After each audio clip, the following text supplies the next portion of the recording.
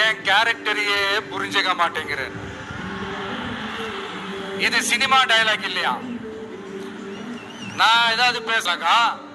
Sir பேசினா அது cinema dialogue இல்லையா? சிலப்பதிகாரத்துல இருந்து எடுத்ததான் அந்த லைன். என் கேரக்டரையே புரிஞ்சுக்க மாட்டேன்றது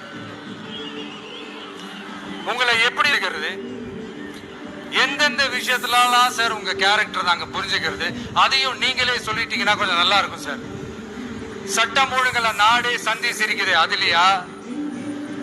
பெண்கள் பாதுகாப்புல நாடே சந்தி சிரிக்குது அதுலயா? பொய் வாக்குறுதிகளா கொடுத்து ஏமாத்தி ஆட்சிக்கு வந்தீங்களே அதுலயா?